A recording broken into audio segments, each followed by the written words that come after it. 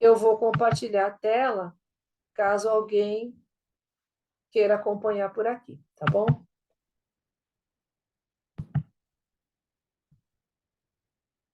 Então, a gente leu, vou mostrar aqui o que a gente leu. No primeiro dia que a gente leu, foi o dia que eu falei sobre planejamento, e aí a gente leu só um pedacinho, só o início, que é essa nota introdutória, que ele explica como é que foram criadas essas palestras e o início da Escola Waldorf.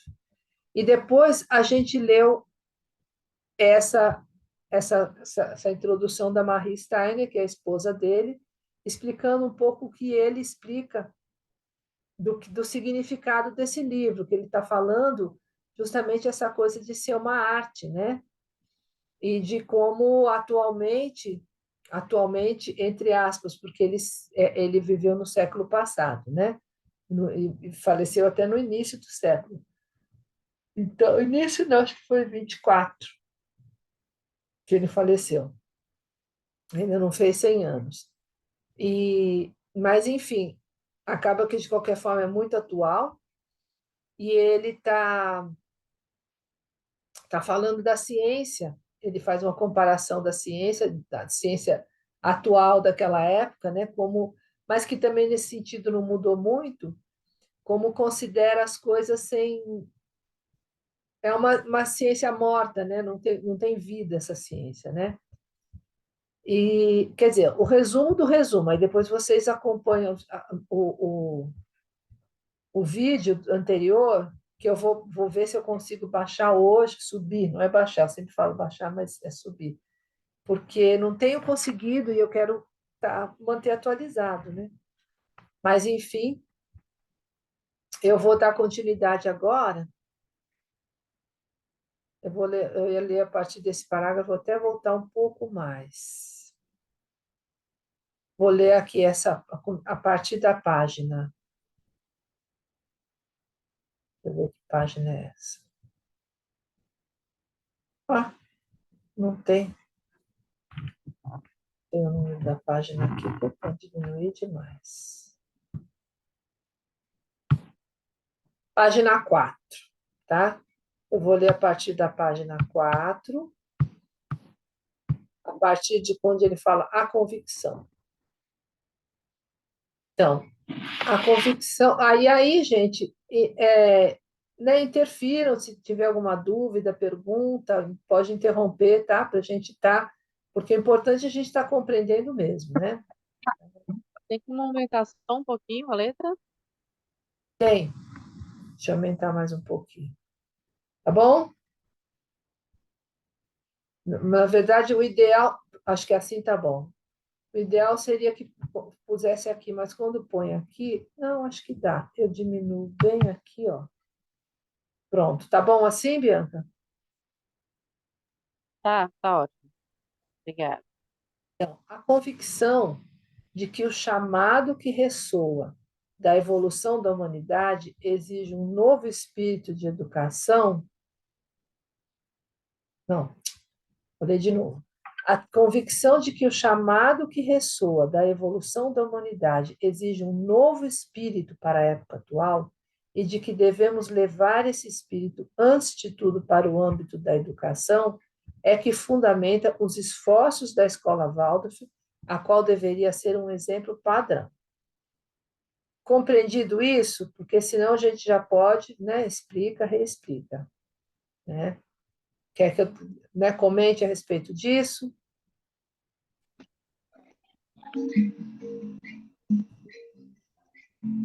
Oi? Não ouve? Alguém falou alguma coisa? Não. Boa noite, Ruth, bem-vinda, tudo bom? Tudo bem? Boa noite, Valquíria. Estou lendo aqui na página 4 do livro, tá bom? Tá. Então, vou continuar. A convicção de que o chamado que ressoa da evolução da humanidade exige um novo espírito para a época atual e de que devemos levar esse espírito, antes de tudo, para o âmbito da educação, é que fundamenta os esforços da Escola Waldorf, qual deveria ser um exemplo padrão. Por favor, tem alguém com o microfone aberto? Fecha, por favor. E procurou-se ouvir o que inconscientemente reside nas exigências justamente das melhores pessoas que no mais recente passado se empenharam num saneamento, numa regeneração da arte da educação e do ensino. Eis que o mestre em pedagogia se questiona: será que podemos também compreender que tipo de forças atuam na natureza humana, que quase a cada mês, mas em todo caso a cada ano, nos dirige um semblante corpóreo, anímico, espiritual diferente? Enquanto não tivermos uma ciência histórica real, assim dizem esses pedagogos, tampouco poderemos saber como se desenvolve o homem individual, pois o indivíduo representa por si, de maneira concentrada, aquilo que toda a humanidade representa no decurso do seu devir histórico. Então, ele está dizendo aqui que o desenvolvimento do homem, né, tem a ver com o desenvolvimento da humanidade como um todo, né? Então, tais pessoas sentem que, no fundo, a ciência atual falha quando lhe compete dizer algo sobre aquelas grandiosas leis vigentes através da história. Vou ler de novo. Tais pessoas sentem que, no fundo, a ciência atual falha quando lhe compete dizer algo sobre aquelas grandiosas leis vigentes através da história. E quando se deveria compreender, no atual momento, aquilo que emana para nós dessas grandes e abrangentes leis históricas da evolução da humanidade. Querer compreender o homem individual a partir da qualidade dos alimentos que ele assimila, desde o primeiro sopro respiratório até a morte, seria uma pretensão extremamente tola. Mas, no tocante à história, a compreensão da completa evolução da humanidade, no fundo, é assim que as pessoas se comportam. Deu para entender o que ele está dizendo? Que você, né, se quiser compreender o homem pelo que ele come, desde o começo, é como se você quisesse, né, estudar a humanidade, compreender a evolução da humanidade dessa maneira, né, olhando essa coisa da ciência atual que ele fala aqui, né? Bom, prosseguindo. No caso do homem, é preciso saber como, por exemplo, um processo fisiológico, como a troca dos dentes, interfere na evolução. Então, vocês sabem que a troca dos dentes ela não tem só a ver com aquela coisa material do dentinho que caiu, nasceu outro e pronto. Isso tem um tremendo processo interno da criança, né? Que vai além da fala, que vai além da coisa do dente só, tem todo um desenvolvimento anímico que acontece ao mesmo tempo. É preciso saber tudo que de misterioso ocorre fisicamente a partir de uma fisiologia totalmente nova que a ciência atual não possui. Então, vocês já devem ter ouvido falar essa coisa que a gente fala que a criança, a partir dos 7 anos, que pode começar a alfabetizar, não é de lugar nenhum, é nesse período justamente que caem os dentinhos. Isso é um significado de que ele está maduro para aprender, porque tem muita coisa que aconteceu no processo fisiológico dele que agora está pronto num processo anímico mesmo para aprender a escrever. E isso tem a ver com essa troca de dentes, né? Então, é preciso saber tudo o que de misterioso ocorre fisicamente a partir de uma fisiologia totalmente nova que a atual ciência ainda não possui. Mas também é preciso saber o que acompanha animicamente essa reviravolta. Cumpre conhecer as metamorfoses da natureza humana. No caso do homem individual, ao menos não se negará, mesmo diante da impossibilidade de reconhecê-lo, que a partir do seu mais íntimo ser, o homem experimenta metamorfoses e transformações. No devir histórico de toda a humanidade, não se admite algo assim. Os mesmos métodos são empregados para a antiguidade, para a Idade Média, para a Idade Moderna. Com isto, não se permite que ocorram grandes saltos na elevação histórica da humanidade. Ao olharmos retrospectivamente para o devido histórico, encontramos um último salto no século XV. Tudo que na época mais atual se transformou no sentir, pensar e querer da humanidade, tal como os conhecemos hoje, só recebeu seu íntimo caráter na humanidade civilizada a partir do século XV. E essa humanidade civilizada se distingue daquela do século X ou VIII, da mesma forma como a criança de 12 anos diverge daquela que ainda não atingiu os 7 anos. E o que ocorreu no século XV, como reviravolta, produziu-se a partir do mais íntimo cerne da humanidade, tal como da mais íntima natureza humana se produz a regular evolução da troca de bens. E todo o clima que vivemos hoje, no século XX, esse anseio por individualidade, o anseio pela estrutura social, o anseio pelo aperfeiçoamento da personalidade, é apenas uma consequência daquilo que as forças inerentes à história transmitiram desde o momento apontado acima. Alguma dúvida nesse pedaço? Alguém quer fazer uma pergunta?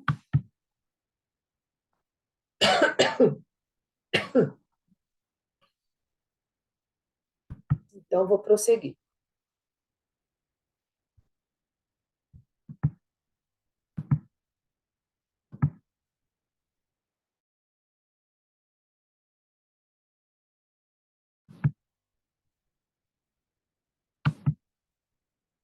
Só poderemos compreender como o homem quer situar-se no presente se compreendermos a trilha que a evolução da humanidade empreendeu da maneira descrita. Quem observa em profundidade a geração que se forma tem um nítido sentimento de que os homens, juntamente com o que elaboram, com o que pensam e sentem, e também com o que anseiam para o futuro como adultos, despontaram no seio da história. E o que hoje constitui as profissões, a organização estatal, nos quais os homens podem situar-se, nasceu desses mesmos homens. Não está anexo a esses homens como uma exterioridade. Não se pode absolutamente perguntar: será que se deve educar o homem mais para a natureza humana ou mais para a profissão exterior? Pois, vistas corretamente, ambas são, afinal, a única e a mesma coisa. Se hoje pudermos desenvolver uma viva compreensão para o que exteriormente são as profissões, as pessoas, então estaremos desenvolvendo também a compreensão para o que as gerações precedentes, as quais ainda vivem e têm ocupações, trouxeram do seio materno da humanidade para dentro do presente. Até aí, gente, como é que está? Qualquer dúvida? Alguma dúvida?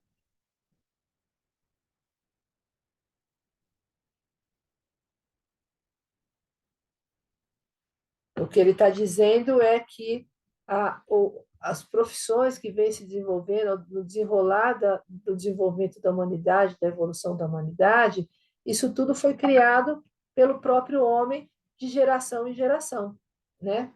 Então, e aí ele diz que isso não está, as profissões que o homem criou não está desvinculado da sua relação humana. As coisas que a gente anseia, que a gente quer, que a gente sonha, que a gente deseja, a gente vai fazendo, né? Nós, enquanto humanos, né? A gente vai fazendo, construindo, evoluindo o mundo de um jeito ou de outro, né? E o mundo vai indo de acordo com o desenvolvimento dos seres humanos. Bom, então não está anexo a esses homens como uma exterioridade. Nessa parte já li.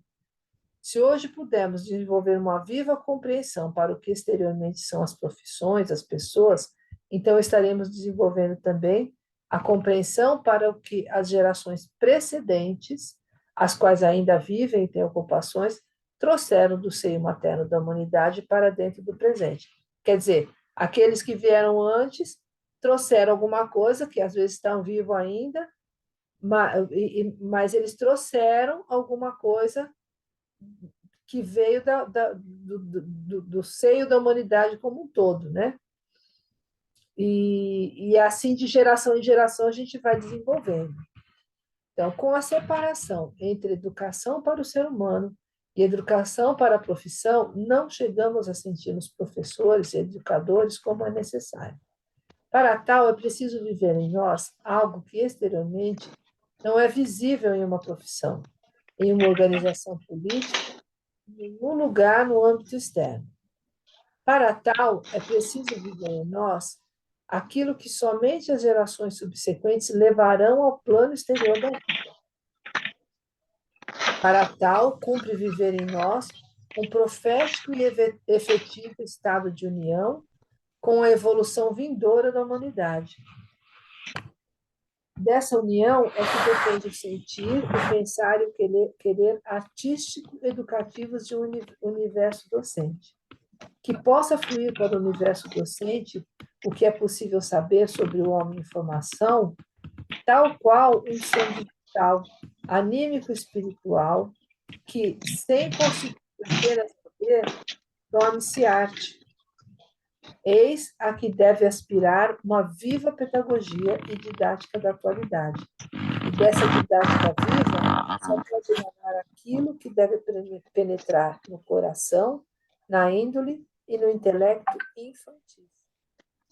Então, ele diz isso, de não separar a profissão do ser humano. Tudo é educação para o ser, né, do ser humano, mas pode educa para a profissão, mas também educa para a humanidade que ele tem, né? Deixa eu ver quem mais. Para tal é preciso viver em nós algo que exteriormente não é visível na profissão e uma vez em nenhum lugar.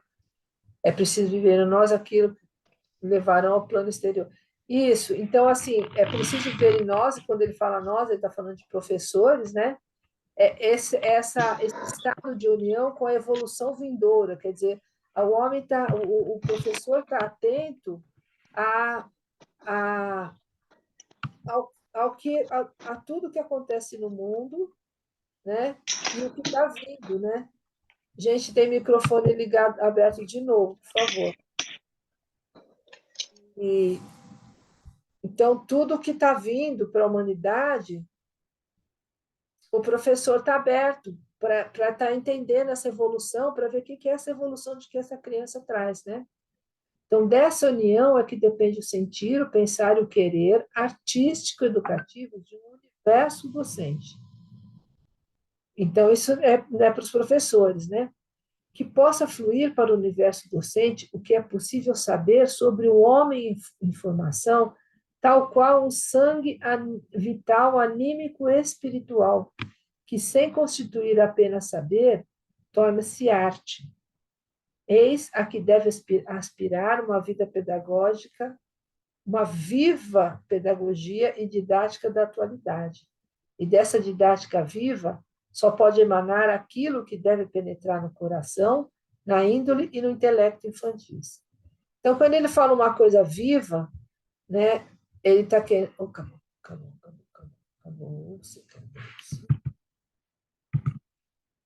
Nossa, um monte.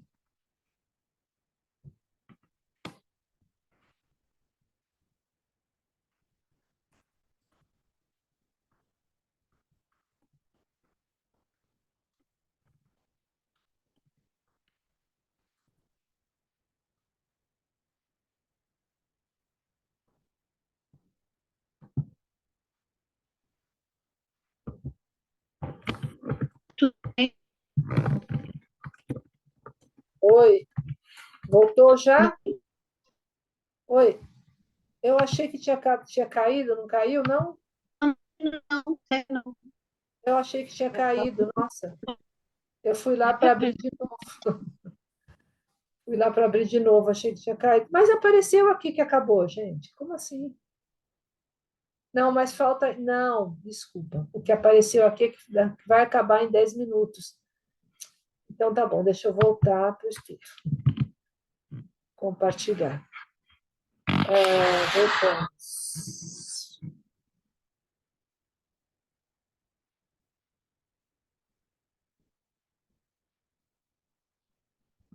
Então, eu estava falando aqui, deixa eu reler aqui.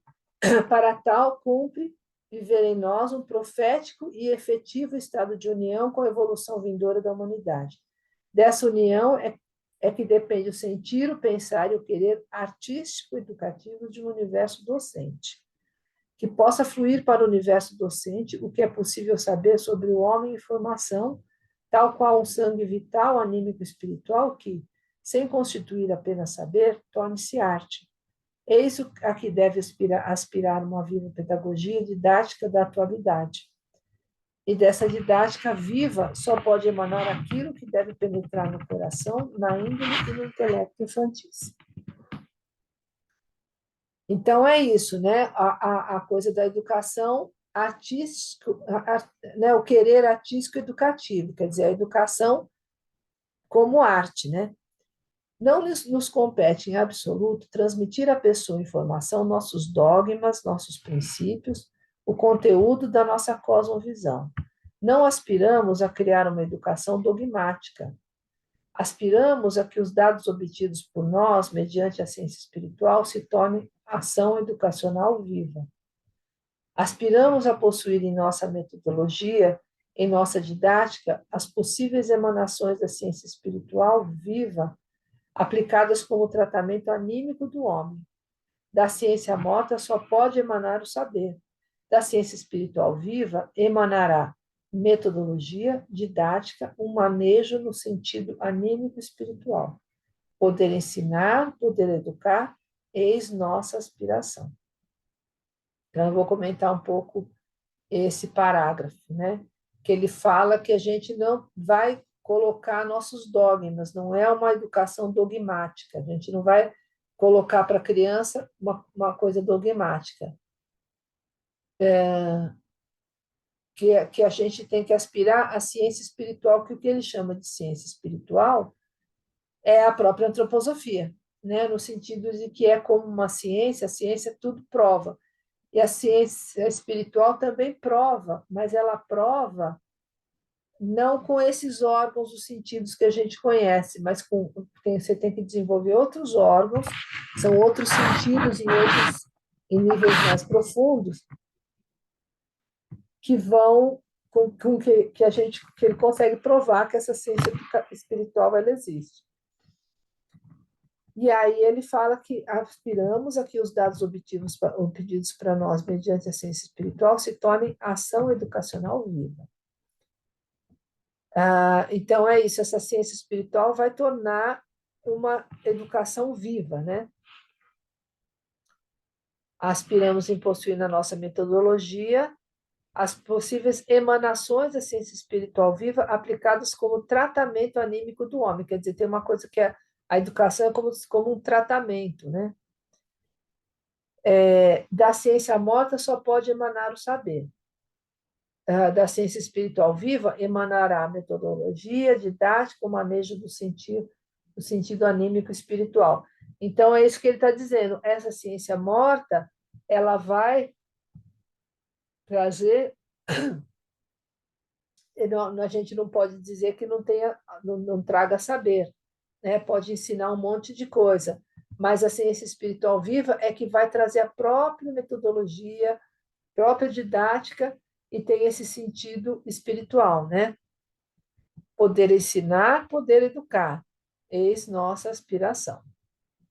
Entretanto, observaremos honestamente o que louvamos, que as diversas confissões religiosas possam ministrar seu próprio ensino religioso, podendo trazer para dentro da nossa escola seus princípios ideológicos.